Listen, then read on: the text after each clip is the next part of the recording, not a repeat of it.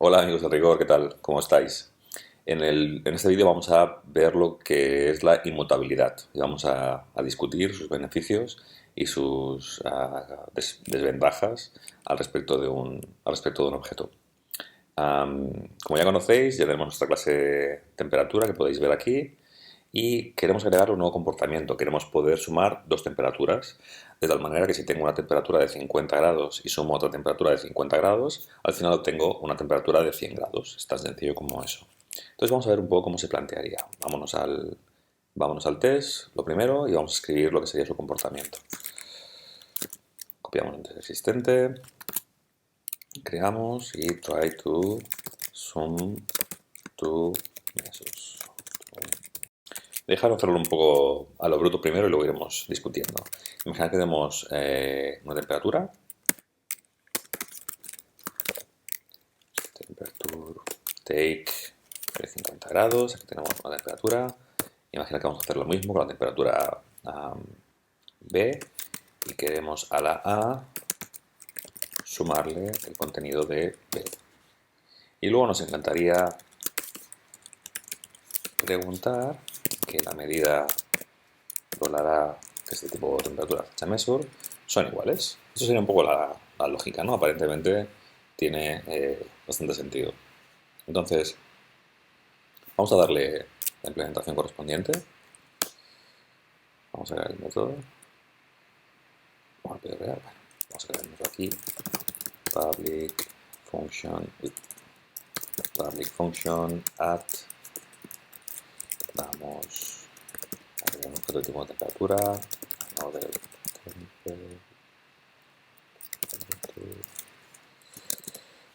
Vale. Y vamos a ver cómo lo implementaríamos, ¿no? Una opción sencilla sería pues, utilizar el setter que tenemos, setMeasure interno, con el resultado de la suma de las dos medidas. Una sería nuestra measure y habría que sumarle la que nos venga en el otro caso.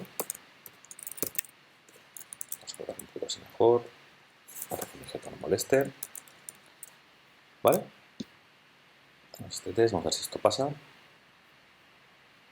¿Vale? Los test pasan. Si le digo que esto fuera 101, yo ejecuto los tests fallan, por lo tanto, ese test está pasando. Perfecto, parece que hemos acabado. El único tema es que me gustaría que discutiéramos que este objeto no es inmutable. Como podéis ver, tenemos un objeto A al cual le sumamos otro. Esta operación no retorna nada porque modifica el estado interno de $A y luego preguntamos por su resultado. Aparentemente esto no tiene ningún problema, pero si nos fijamos hay un pequeño detalle y es el siguiente.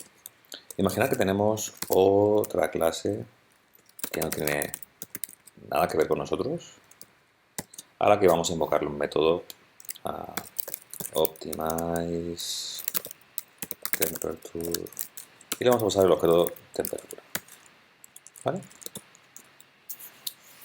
La pregunta es, después de esta invocación de other class optimize temperature, dejémoslo incluso ponerla aquí, ¿no? Es decir, imaginar que tenemos que agregar el comportamiento add. La pregunta es, después de este other class optimize temperature al que le pasamos el objeto a, la pregunta es, ¿$A sigue valiendo 50? La verdad es que no lo podemos garantizar, porque con el nuevo método que hemos agregado, ya sabéis que en PHP todos los objetos se pasan por referencia, por lo tanto, nadie nos dice que este other class optimize temperature internamente esté invocando el método add y le esté sumando otra temperatura. Por lo tanto, el valor que tiene a justo después de esta invocación es incierto, no podemos garantizar que tenga el valor original.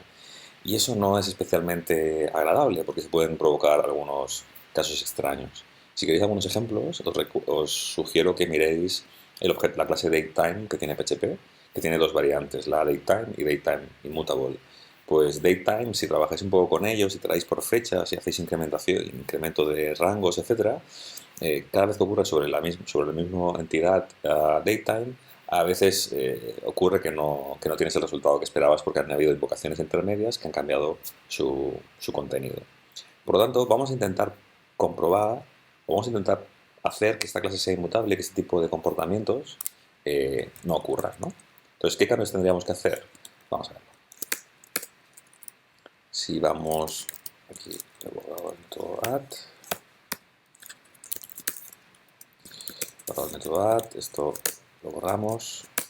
Entonces la idea es que add, en vez de no retornar nada, modificar a, retorne otro objeto de tipo C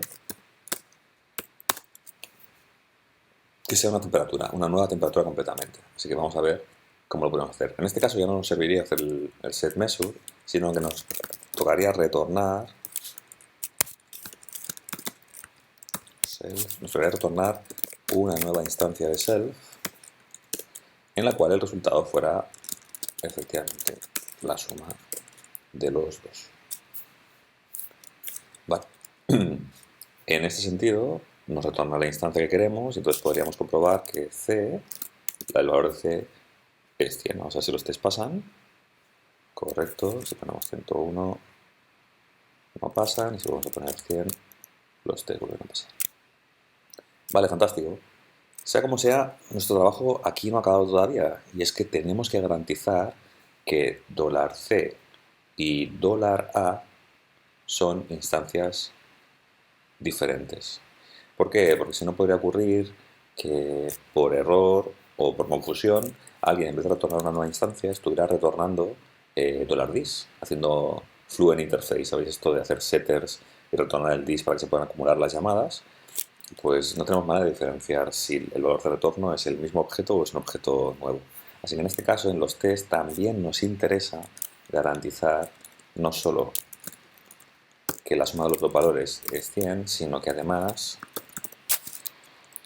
va a ser not same $A, $C.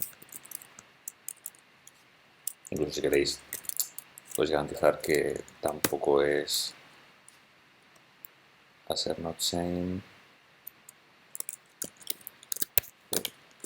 así un poquito mejor, ni a, ni a. ¿Vale? Los test siguen pasando. Si aquí hacemos una modificación, comprobaremos que en este caso falla. Perfecto, vamos a editar y volvemos.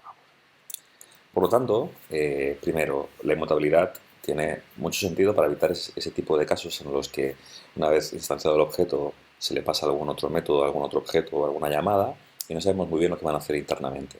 Si garantizamos que todas nuestras operaciones son inmutables, es decir, que retornan una nueva instancia, después de cualquier invocación de una función que no conocemos, el valor esperado anterior se seguirá manteniendo y eso es un gran beneficio. Y además, lo que tenemos que garantizar es que en nuestros tests unitarios no solo garantizamos que la operación está funcionando bien, sino que además la operación es inmutable. Y para garantizar que la operación es inmutable hay que asegurarse de que el valor resultado no es ninguno de los dos que hemos pasado por parámetro para evitar pues, confusiones con fluent interfaces. Aquí en este caso veréis que hay tres assets. Conceptualmente son tres assets físicos, pero conceptualmente son como dos assets, como un asset lógico, ¿no? Es decir, el valor funciona y además las referencias son inmutables. Bueno, pues espero que os haya gustado. Nos vemos en el siguiente vídeo. May the rigor be with you. Un abrazo, amigos. Chao.